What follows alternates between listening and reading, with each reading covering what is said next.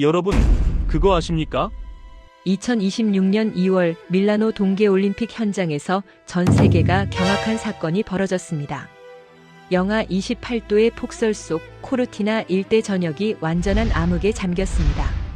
수백억 엔을 쏟아부은 첨단 호텔은 거대한 냉동고로 변했고 최강을 자랑하던 한 나라의 선수단이 굶주림과 동상으로 무너져 내렸습니다. 그런데 불과 300m 떨어진 야외 주차장, 딱 한 곳만 불이 꺼지지 않았습니다. 저쪽은 어떻게 아직도 불이 켜져 있는 거야?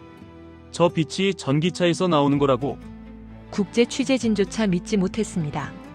모두가 얼어붙은 그 밤, 오직 한 팀만이 완전히 살아있었습니다. 그 팀은 바로 개막 전날 냄새가 난다며 쫓겨났던 한국 지원단이었습니다. 이야기를 시작하기 전 어디서 듣고 있는지 댓글을 남겨주세요. 구독과 좋아요는 이야기를 전하는데 큰 힘이 됩니다. 이제 그날 밤 현장에 있었던 한 외국인의 증언을 직접 들어보시겠습니다. 제 이름은 마르코 페란테입니다. 이탈리아 볼로냐 출신 아버지와 캐나다인 어머니 사이에서 태어나 밴쿠버에서 자랐습니다. 국제 스포츠 시설 조율 업무를 맡은 지 올해로 12해째입니다. 올림픽 현장이라면 베이징도 파리도 다 겪었습니다. 그러나 2026년 코르티나 달림피코에서 제가 목격한 일은 그 어떤 현장에서도 본 적 없는 광경이었습니다. 사건은 개막 이틀 전인 2월 5일 오후부터 시작됐습니다. 저는 그날 각국 지원팀의 구역 배치를 최종 점검하는 중이었습니다. 선수촌 동쪽 구역에는 일본 선수단이 사용할 특급 호텔 크리스탈로 그란데가 자리하고 있었습니다. 전면이 통유리로 설계된 호텔로 돌로미티 산맥의 절경이 한눈에 내려다 보이는 구조였습니다.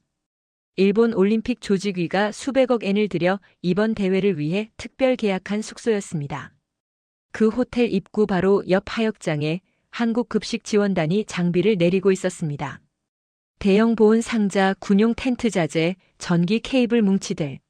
솔직히 말씀드리면 저도 처음엔 다소 투박하다는 인상을 받았습니다. 하지만 그것은 올림픽 조직위가 공식 배정한 구역이었습니다. 대한민국 급식 지원단은 일본뿐 아니라 여러 나라 선수단의 식사와 생활 지원을 위해 그 건물군에 정식으로 배치된 팀이었습니다. 아무 문제가 없었습니다. 그런데 오후 2시가 조금 넘었을 무렵 제 무전기에서 호출이 들어왔습니다. 페란테 씨, 일본 측 본부장이 당신을 찾고 있습니다. 상당히 격앙된 상태입니다. 일본 선수단 운영 총괄본부장 오가와 켄타로. 문부과학성 출신으로 20년 넘게 관료 생활을 해온 인물이었습니다. 호텔 로비에서 그를 만났을 때 그는 통유리창 너머 한국 팀의 장비 더미를 손가락으로 가리키며 낮고 단호한 목소리로 말했습니다. 저 팀을 당장 우리 호텔 시야 밖으로 내보내시오. 우리가 이번 대회를 위해 얼마를 투자했는지 아십니까? 저 냄새나는 장비들이 로비 앞에 쌓여 있으면 우리 선수단의 격이 떨어집니다. 저는 즉시 규정을 설명했습니다. 배정된 구역이며 공식 절차에 따라 배치된 팀이라고. 하지만 오가와 본부장은 듣지 않았습니다. 이미 결론을 내린 사람의 눈이었습니다. 그는 저를 지나쳐 직접 한국팀 단장을 찾아 나섰습니다. 저는 그 뒷모습을 바라보며 잠시 멈췄습니다. 이상한 느낌이었습니다. 설명하기 어렵지만 오랜 현장 경험에서 오는 직감이었습니다. 뭔가 돌이킬 수 없는 일이 시작되고 있다는 느낌. 그러나 그 순간에 저는 그것이 이틀 뒤 수십 명의 목숨이 걸린 문제로 번질 줄은 상상조차 하지 못했습니다. 한국 급식 지원단 단장 박지훈. 나중에 알게 됐지만 그는 예비역 육군 소령 출신이었습니다. 오가와 본부장이 고함을 지르며 즉시 철수를 요구했을 때 박 단장은 표정 하나 바꾸지 않았습니다. 그는 안주머니에서 미리 준비된 서류 한 장을 꺼냈습니다. 구역 분리 및 상호자원 불간섭 각서. 오가와 본부장은 3페이지 하단의 면책 특약 조항을 읽지도 않은 채 거칠게 서명했습니다. 한국팀을 눈앞에서 치우는 것이 급했던 겁니다. 박지훈 단장은 서명된 각서를 받아 안주머니에 넣었습니다. 그 동작이 얼마나 빠르고 자연스러웠는지 마치 처음부터 이 상황을 예상하고 있었던 것처럼 보였습니다. 실제로 그랬습니다. 한국팀은 5분이 채 되지 않아 모든 장비를 트럭에 싣고 소리 하나 없이 야외 주차장으로 이동했습니다. 항의도 없었고 혼란도 없었습니다. 제가 12년 현장 생활에서 본 것 중 가장 조용하고 빠른 철수였습니다. 오가와 본부장은 한국팀이 빠져나간 자리에 방향제를 뿌렸습니다. 레몬 향이 퍼졌습니다. 그는 만족한 표정으로 로비를 올려다봤습니다. 저는 주차장 방향을 바라봤습니다.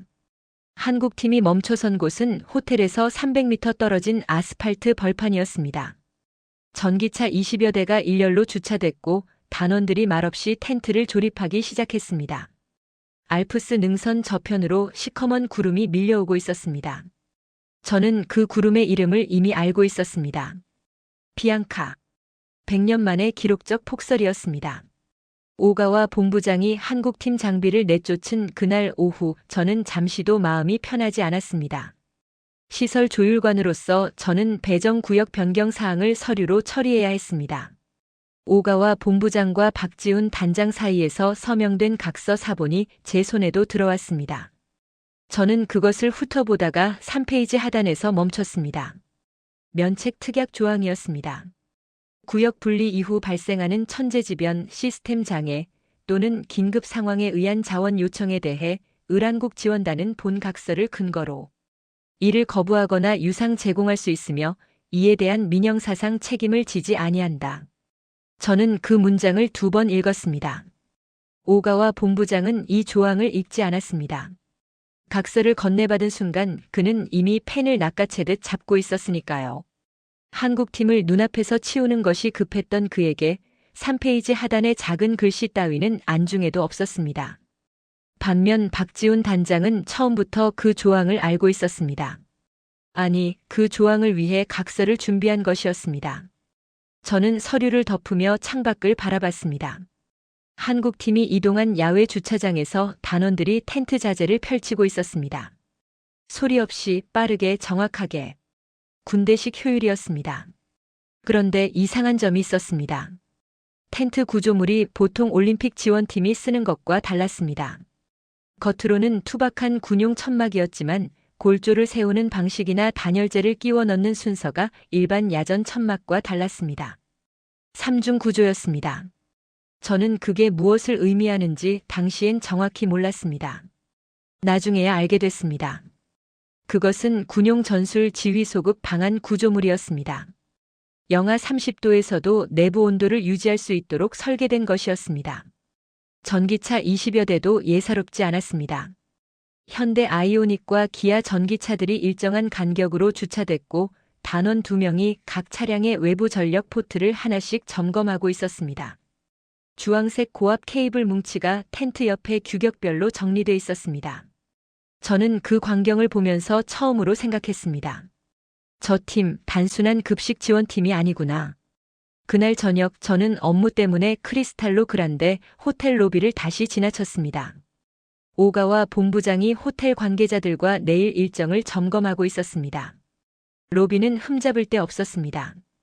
대리석 바닥은 거울처럼 빛났고 한국팀이 있던 자리엔 레몬 향 방향제 냄새만 남아 있었습니다.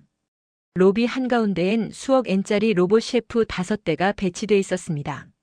시연용 초밥을 집어드는 정교한 관절 동작에 기자들이 카메라를 들이밀고 있었습니다. 오가와 본부장은 만족스러운 표정으로 그 광경을 바라봤습니다. 저는 잠깐 그와 눈이 마주쳤습니다. 그는 가볍게 고개를 끄덕였습니다. 이제 됐다는 표정이었습니다. 로비가 깨끗해졌으니 한국팀의 냄새가 사라졌으니 모든 것이 제자리를 찾았다는 표정이었습니다. 저는 아무 말도 하지 않고 밖으로 나왔습니다. 주차장 방향에서 박지훈 단장이 태블릿을 들고 서 있는 모습이 보였습니다.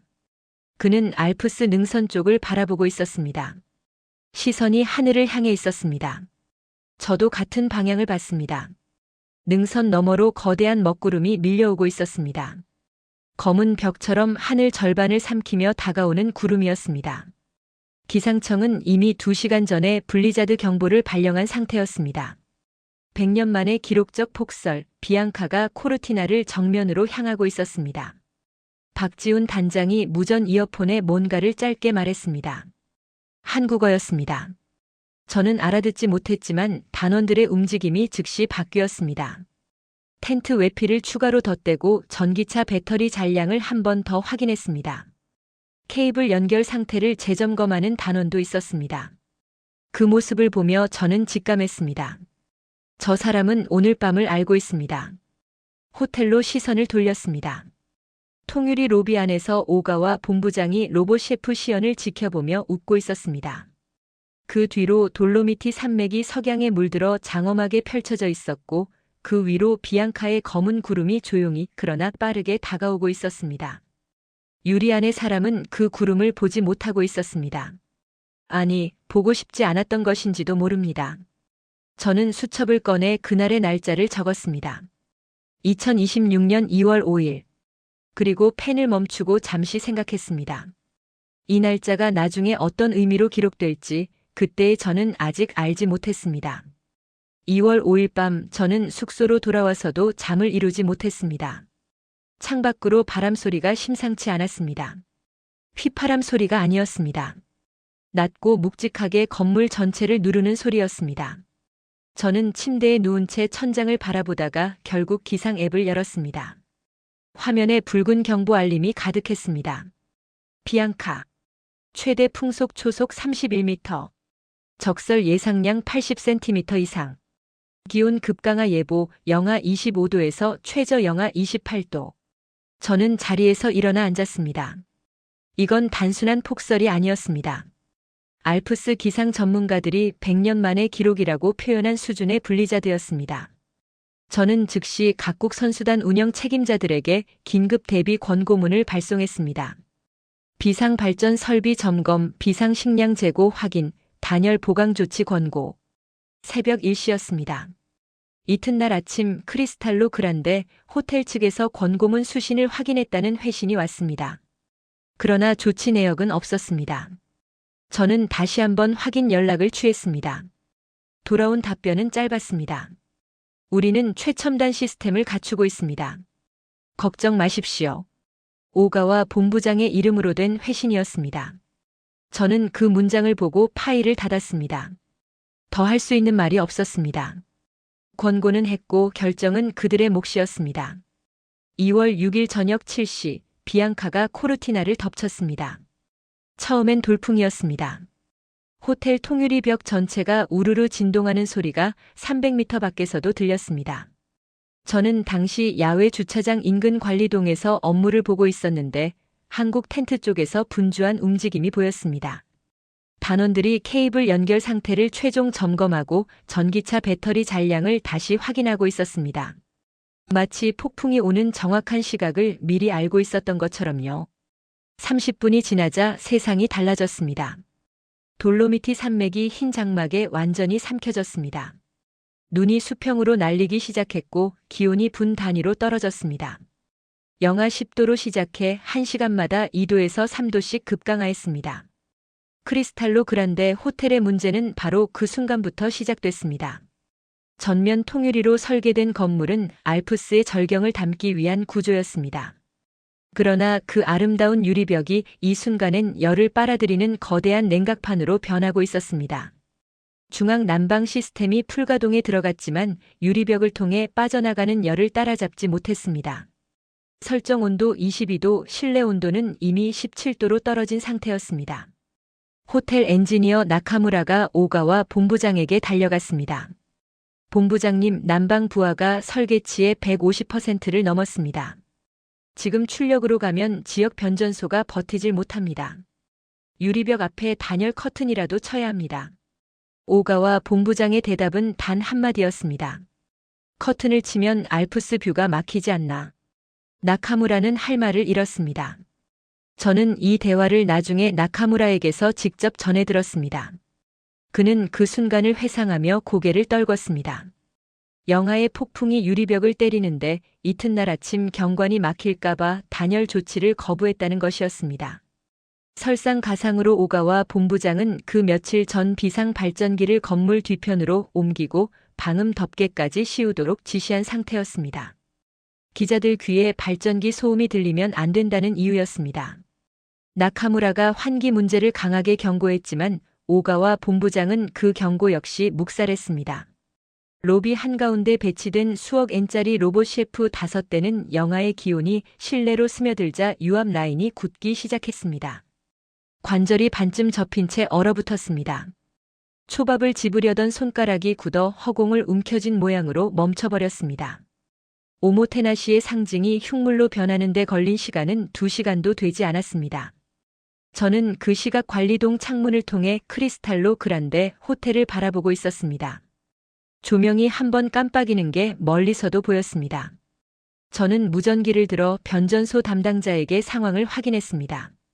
과부하 경고가 계속 울리고 있습니다.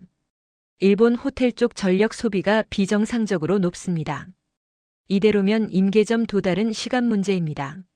저는 다시 오가와 본부장 측에 긴급 연락을 시도했습니다. 전화는 연결됐지만 돌아온 대답은 짧았습니다. 관리 중입니다. 그리고 밤 9시 12분이었습니다. 쿠앙. 단순한 소리가 아니었습니다. 땅이 울렸습니다. 코르티나 마을 방향에서 주황색 섬광이 한 번 번쩍였습니다. 지역 변전소가 과부하를 버티지 못하고 폭발한 것이었습니다. 나카무라가 경고했던 그대로였습니다. 코르티나 달림피코 전역이 순식간에 암흑에 잠겼습니다. 저는 창문 너머로 크리스탈로 그란데 호텔을 바라봤습니다. 샹들리에도 복도 조명도 엘리베이터 표시 등도 비상구 안내판까지 모든 것이 동시에 꺼져 있었습니다. 거대한 통유리 건물이 순식간에 검은 덩어리로 변했습니다. 그리고 저는 반사적으로 주차장 쪽으로 고개를 돌렸습니다. 한국 텐트였습니다.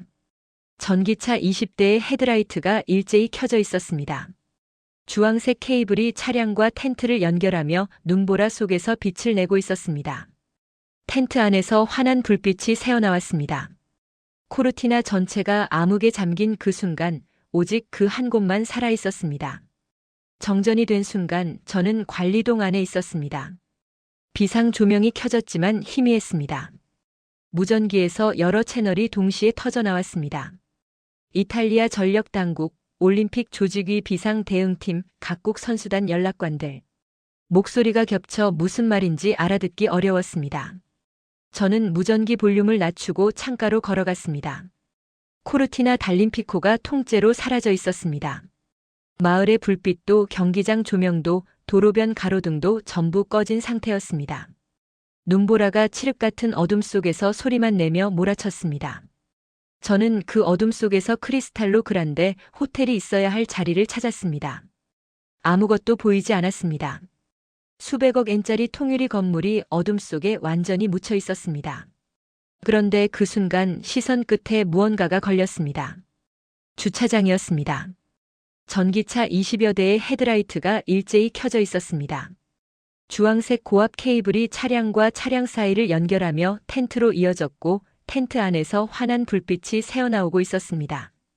눈보라가 몰아치는 칠흑 같은 어둠 속에서 그 빛은 등대처럼 선명했습니다.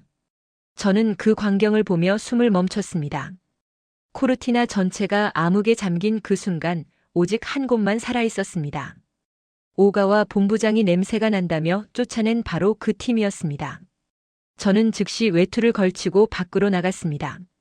시설 조율관으로서 현장 상황을 직접 파악해야 했습니다. 영하 20도의 바람이 얼굴을 때렸습니다. 눈이 무릎까지 쌓인 길을 헤치며 주차장 쪽으로 이동했습니다. 가까이 다가갈수록 그 광경이 더 선명하게 보였습니다. 한국 엔지니어 4-5명이 차량과 텐트 사이를 오가며 케이블 연결 상태를 점검하고 있었습니다. 동작에 흐트러짐이 없었습니다. 영하 20도가 넘는 바람 속에서 작업하는데 서두르는 기색도 당황하는 기색도 없었습니다. 훈련된 사람들의 움직임이었습니다. 텐트 입구 쪽에서 박지훈 단장이 태블릿을 들여다보고 있었습니다. 화면에는 실시간 데이터가 가득했습니다. 전기차 배터리 잔량, 케이블 전압 수치, 텐트 내부 온도. 저는 그 화면을 어깨 너머로 잠깐 봤습니다. 차량 20대의 배터리 잔량이 전부 95% 이상이었습니다. 저도 그제야 이 시스템이 어떻게 작동하는지 완전히 이해했습니다. 차량용 외부 전력 공급 시스템. 전기차 배터리에 저장된 전력을 외부 기기에 직접 공급하는 기술이었습니다. 차 한 대가 품고 있는 전력이 일반 가정 열흘치에 해당했습니다. 20대면 작은 마을 하나를 충분히 굴릴 수 있는 에너지였습니다. 그리고 그 전력이 지금 주황색 케이블을 타고 텐트 전체에 흐르고 있었습니다. 제가 그 케이블 규격을 확인한 건 순전히 직업적 본능이었습니다. 220V 단상.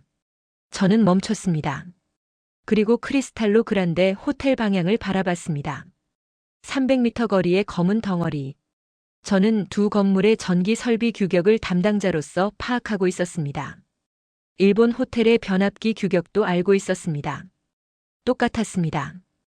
220V 단상. 케이블을 5m만 다른 방향으로 틀면 저 호텔에 전기가 들어간다는 뜻이었습니다. 기술적으로 완벽히 호환되는 규격이었습니다. 저는 그 사실을 깨달으며 가슴이 서늘해졌습니다. 텐트 안에서 따뜻한 공기가 흘러나왔습니다. 대형 모니터 세대에 각국 선수단의 생체 데이터가 실시간으로 표시되고 있었습니다. 심박수, 체온, 스트레스 지수, 선수 한 명 한 명의 컨디션이 숫자로 떠 있었습니다. 발열 도시락에서 피어오르는 하얀 수증기가 텐트 밖으로 흘러나왔습니다. 바깥에서 보면 투박한 군용 천막이었습니다. 안에서 보면 첨단 상황실이었습니다. 저는 박지훈 단장에게 다가가 현재 전력 상태를 물었습니다. 그는 태블릿 화면을 잠깐 확인하더니 답했습니다. 배터리 전량 정상입니다. 72시간 이상 공급 가능합니다. 72시간. 저는 그 숫자를 수첩에 받아 적었습니다. 이탈리아 전력 당국이 복구에 최소 48시간 이상이 걸릴 것이라고 통보한 상황이었습니다. 한국 팀은 그 시간을 충분히 버티고도 남는 전력을 확보하고 있었습니다. 다른 팀 지원 계획이 있으십니까? 제가 물었습니다. 박지훈 단장이 저를 바라봤습니다. 협의 중입니다. 짧은 대답이었습니다. 저는 더 묻지 않았습니다. 그의 눈빛에서 이미 답이 보였습니다. 이미 계획이 있다는 뜻이었습니다. 누구에게 어떤 조건으로 공급할 것인지까지 정해진 계획이. 저는 주차장을 나서며 한 번 뒤를 돌아봤습니다. 전기차 20대의 헤드라이트가 눈보라 속에서 빛나고 있었습니다. 주황색 케이블이 거미줄처럼 연결된 텐트에서 따뜻한 빛이 흘러나왔습니다. 수증기가 피어올랐습니다.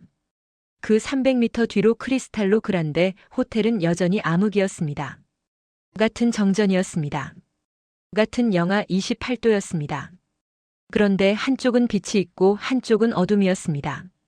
그 차이를 만든 건 기술이 아니었습니다. 각서 한 장이었습니다.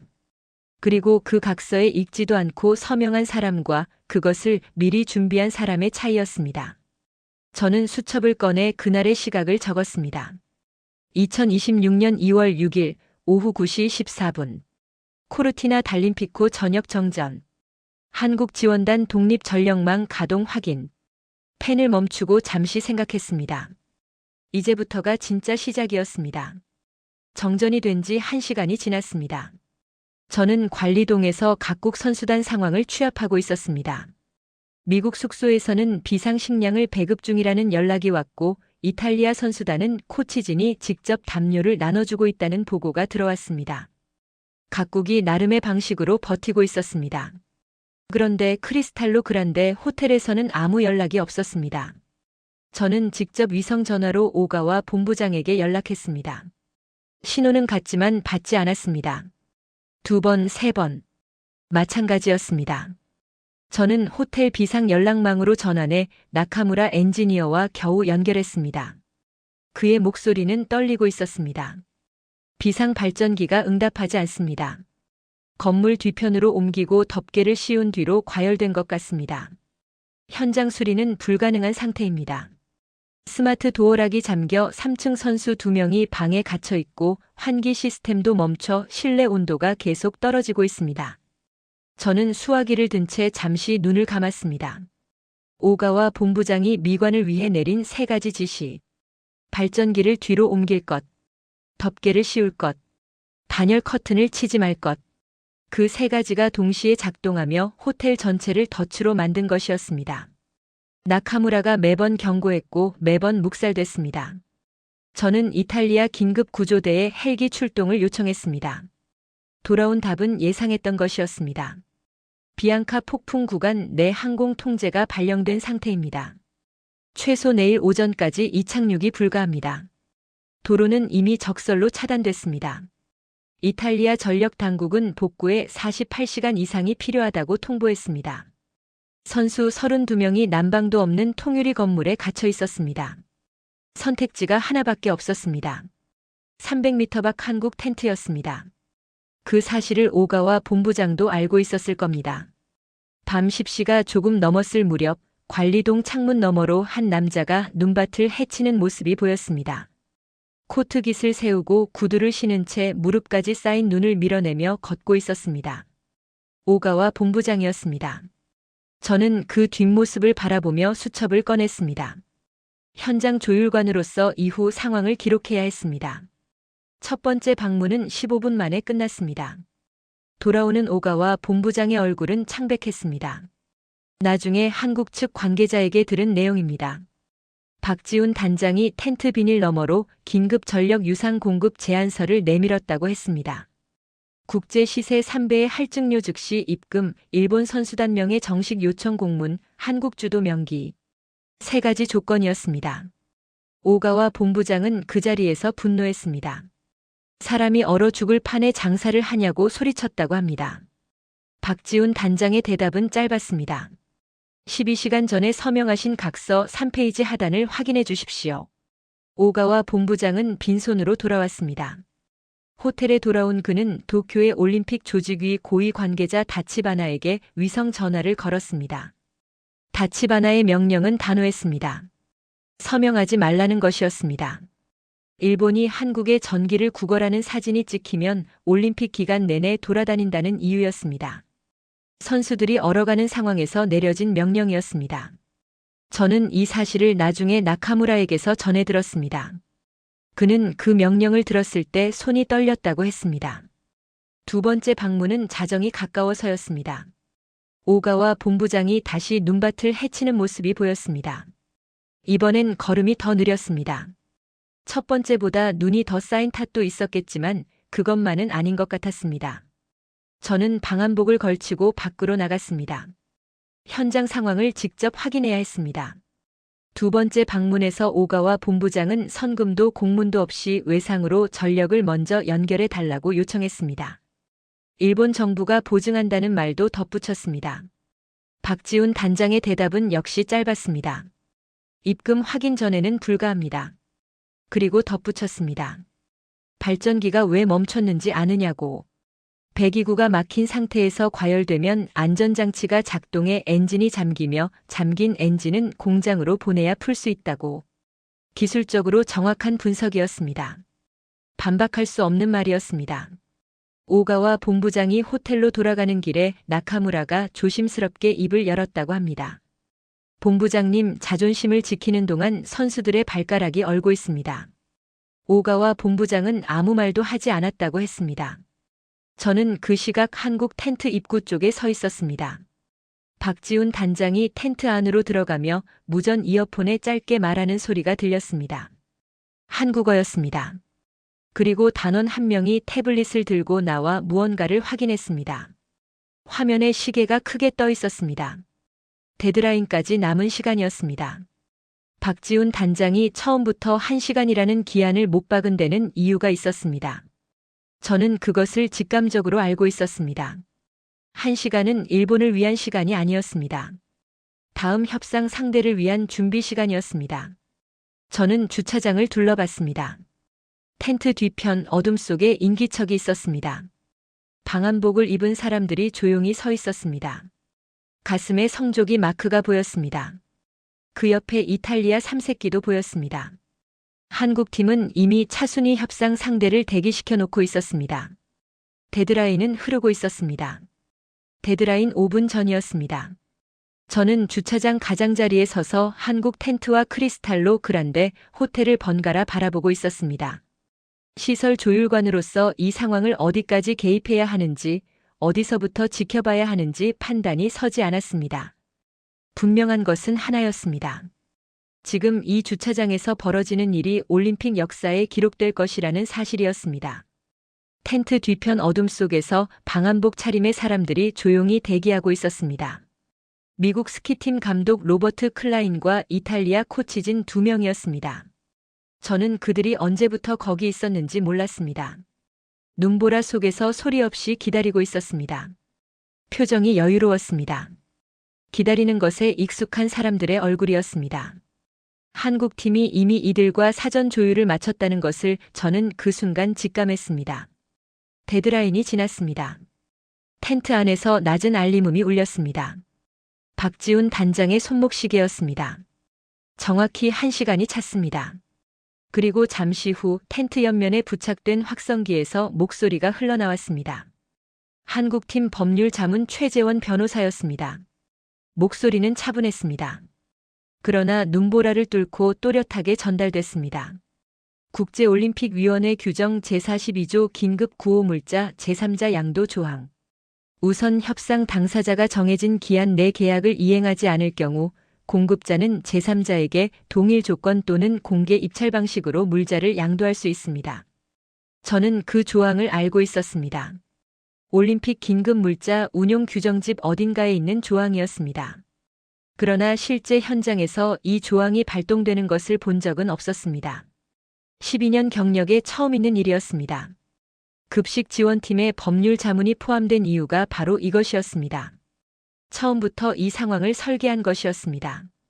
일본이 쫓아낼 것을 예상했고 각서를 준비했고 데드라인을 설정했고 법적 근거까지 갖춰놓았습니다. 밥을 짓는 팀이 아니었습니다. 위기 대응 시스템 전체를 가져온 팀이었습니다. 그때 크리스탈로 그란데 호텔 쪽에서 또 한 명이 눈밭을 달려오는 모습이 보였습니다. 오가와 본부장이었습니다. 세 번째였습니다. 코트도 제대로 걸치지 못한 채였습니다. 머리에 눈이 쌓이고 바지 밑단이 얼어붙어 있었습니다. 한 번 넘어진 듯 무릎 부분이 젖어 있었습니다. 텐트 앞에 도착한 그는 숨을 헐떡이며 소리쳤습니다. 지금 서명하겠소. 돈도 내겠소. 조건을 다시 열어주시오. 목소리가 갈라져 있었습니다.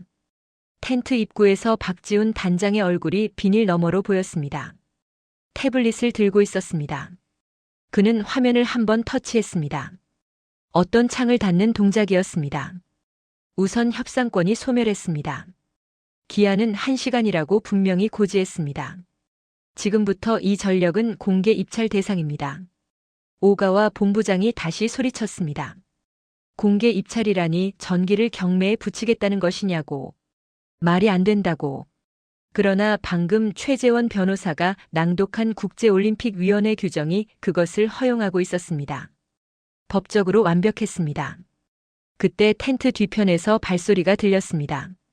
로버트 클라인 감독이 앞으로 나섰습니다. 이탈리아 코치진이 그 옆에 섰습니다. 오가와 본부장이 고개를 돌렸습니다. 어둠 속에서 성조기 마크와 이탈리아 3세끼가 눈에 들어왔습니다.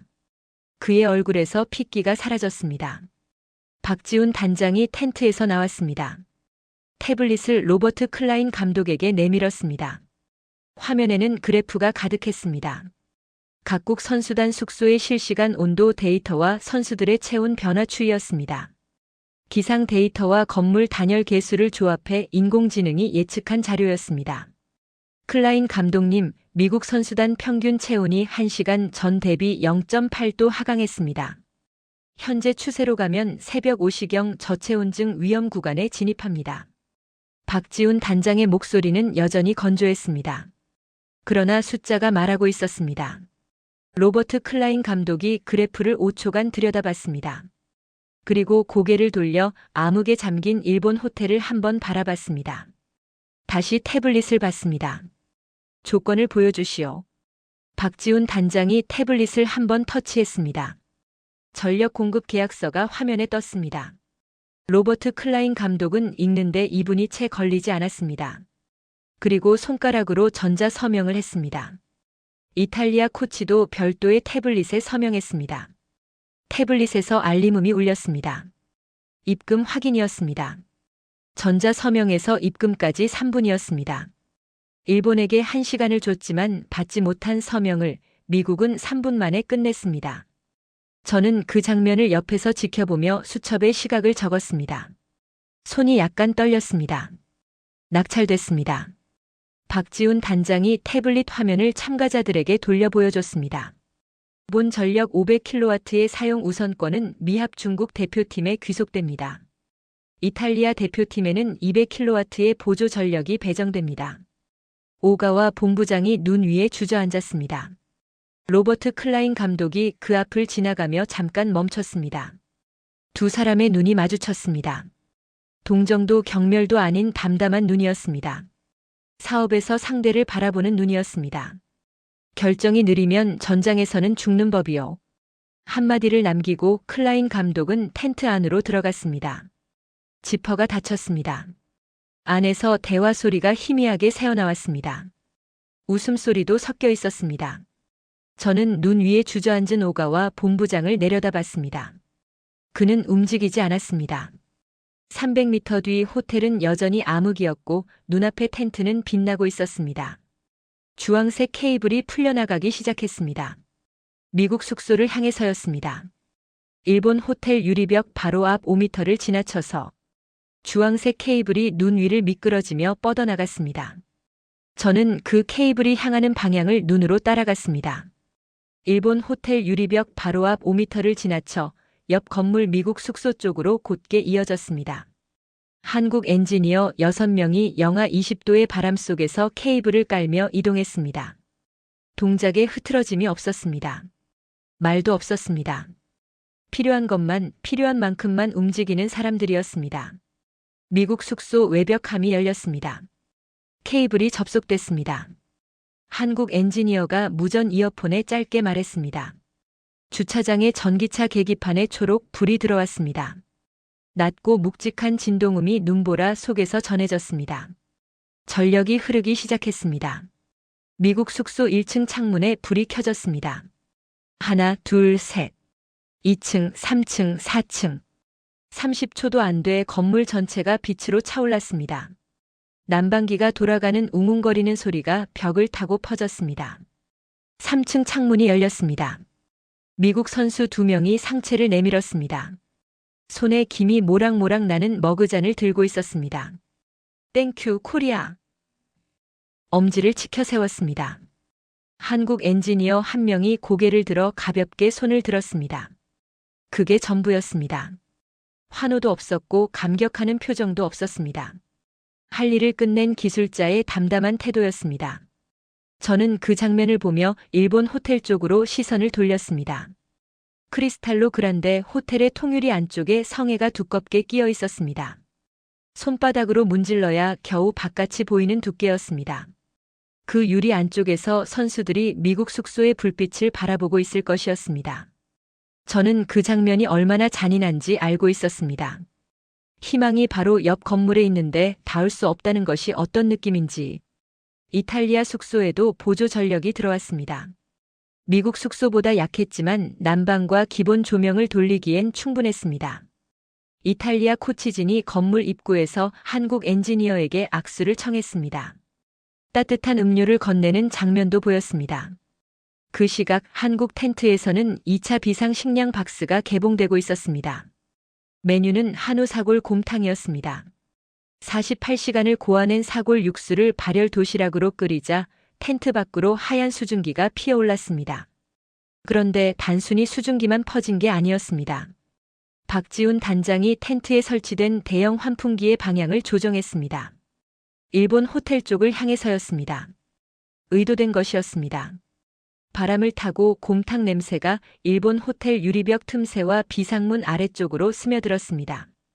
저는 그 계산이 얼마나 정밀한 것인지 나중에야 완전히 이해했습니다.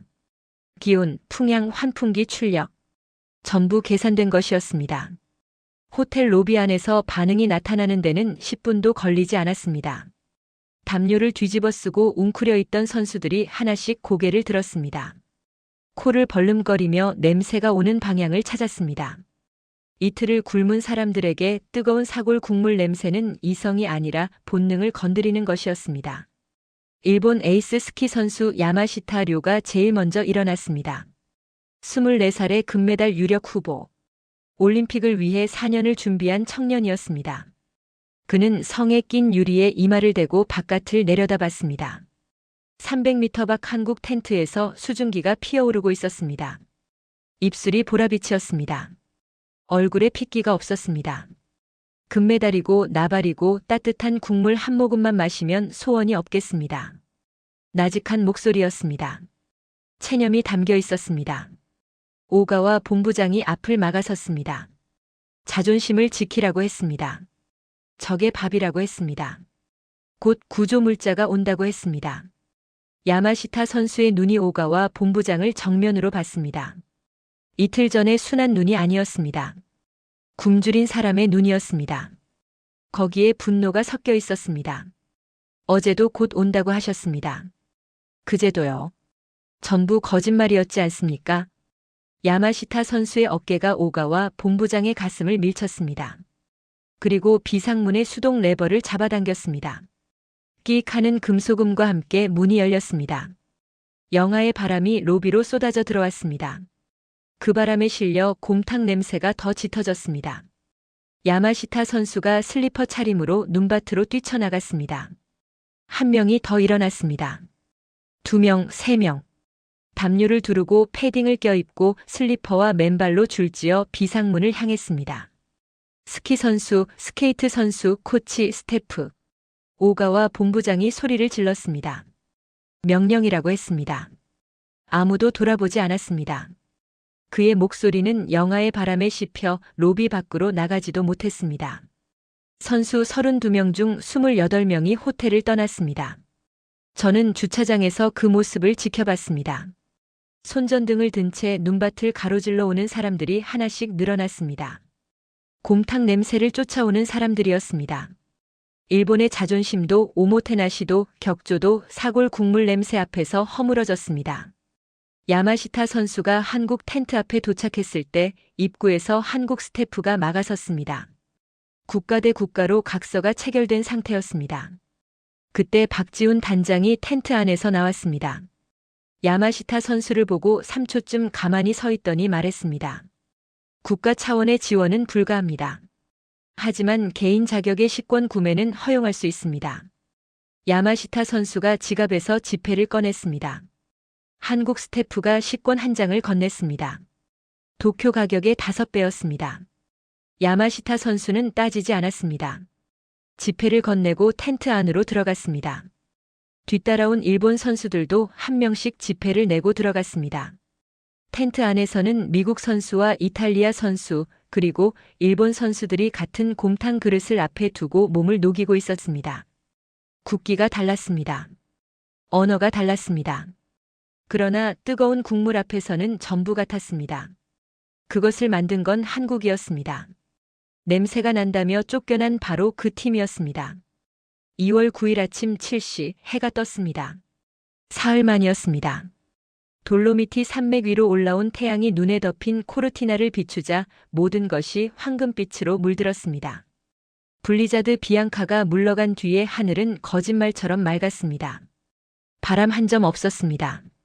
그리고 거의 동시에 전력이 복구됐습니다. 크리스탈로 그란데 호텔의 샹들리에에 불이 켜졌습니다. 난방기가 돌아가는 소리가 벽을 타고 퍼졌습니다. 스마트 도어락이 풀리며 딸깍딸깍 소리를 냈습니다. 완벽하게 복구된 시스템이었습니다. 그러나 맞아줄 사람이 없었습니다. 선수 32명 중 28명은 한국 텐트에 가 있었습니다. 남은 넷은 저체온증과 탈진으로 의무실에 실려간 상태였습니다. 그 가운데 2명은 손가락에 동상이 와 있었습니다. 경기 출전은 불가능했습니다. 올림픽을 위해 4년을 준비한 선수들이 경기장이 아니라 자기 숙소에서 기권 처리됐습니다.